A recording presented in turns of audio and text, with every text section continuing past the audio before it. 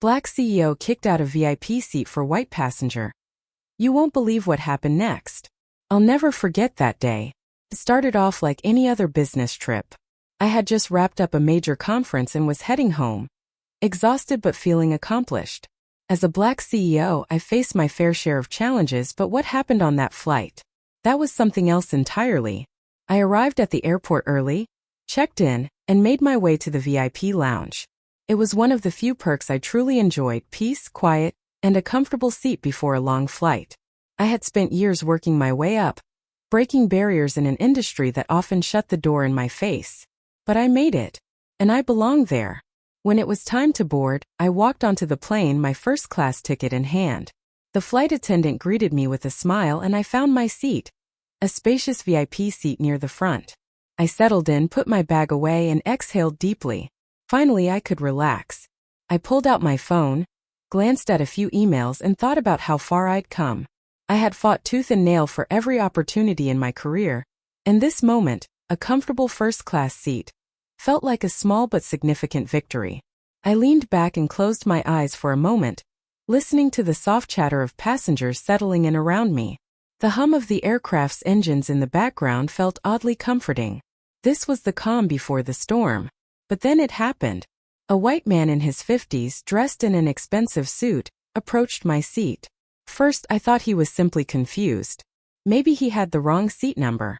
I watched as he glanced at his boarding pass, then back at me. His expression shifted from confusion to something else, something colder. "You're in my seat," he said, his tone sharp. I smiled politely. "I believe this is my seat," I said, showing him my ticket. His eyes narrowed. He turned to the flight attendant and said, "There must be a mistake. I always sit here." The flight attendant, a young woman with a nervous smile, took our tickets and examined them. "Sir," she said, turning to the man, "it looks like your seat is a few rows back. This gentleman has this seat." I expected the issue to end there. I expected the man to simply nod and walk away. But instead his face turned red. He scoffed and muttered something under his breath. Then he looked at me again, this time with something I recognized all too well: disgust. "This is ridiculous," he said. "I'm a frequent flyer. I should have this seat." Before I could respond, he turned back to the flight attendant. "Move him." For a second I sat there in shock. I wasn't sure if I had heard him correctly. Move him? Did he really just say that? The flight attendant hesitated, looking between us. I could see the conflict in her eyes. She didn't want to escalate the situation. She wanted it to go away. "Sir," she said, looking at me now, "would you mind switching seats?" And there it was. The request that wasn't really a request. The moment where I was expected to shrink, to disappear, to give up something I had rightfully earned just to keep the peace. My chest tightened. A familiar anger bubbled up inside me, but I kept my face calm. I had been here before. In meetings, in boardrooms, in restaurants where I was mistaken for the help. And every time I had a choice: stand my ground or let it slide. Not today. "With all due respect," I said, my voice steady. "I paid for this seat, just like he paid for his. I'm not moving." The man let out a short laugh, shaking his head. "Unbelievable," he muttered. "This is why people like you don't get anywhere. Always making a fuss. People like me." I clenched my jaw. But before I could say anything, a voice from behind us spoke up. "That's enough." I turned to see another passenger, a white woman in business attire, watching the whole scene unfold. She looked directly at the man and said, "You're embarrassing yourself. He has every right to that seat." Another voice chimed in. "Yeah, man, just sit down. It's his seat." And then another. "Why are you even arguing? The ticket says it all." One by one, people around us began to speak up.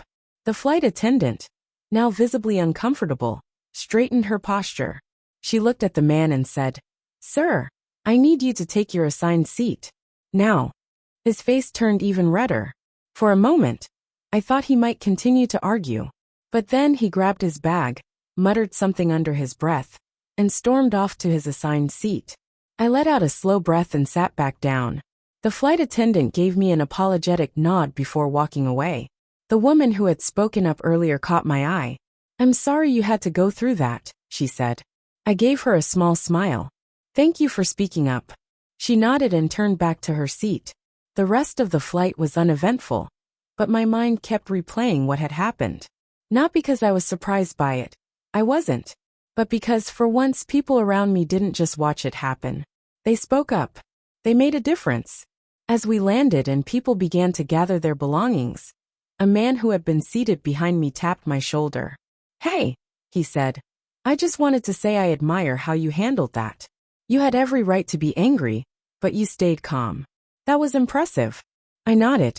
Thank you. I just wanted to make sure people like me don't get pushed around. He smiled. Well, you made a statement today. As I walked through the airport, I thought about the long road that had brought me here. The struggles, the discrimination, the moments of doubt. But I also thought about the progress. The small victories. The allies who chose to stand up instead of looking away. I've spent years fighting for my place in spaces that weren't built for me. For as long as I can remember, the world around me was structured in a way that felt like it was designed for someone else. Someone who didn't look like me. Someone whose journey wasn't weighed down by the barriers that I had to navigate daily. From the very beginning, I had to work twice as hard, prove my worth repeatedly, just to be seen as equal. And no matter how many successes I achieved, no matter how many doors I managed to open, I was always aware that the path was never going to be easy for someone who looked like me. Every time I walked into a room, I had to ask myself, will they see me as the leader I am? Or will they see me as someone who doesn't belong?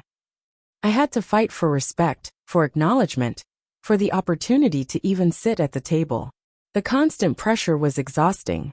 I worked harder than I should have, often sacrificing more than I wanted to, just to prove I was worthy of the same respect, the same recognition, that others received without even having to think about it. I worked harder to gain access to spaces, institutions, and industries that had long excluded people who looked like me.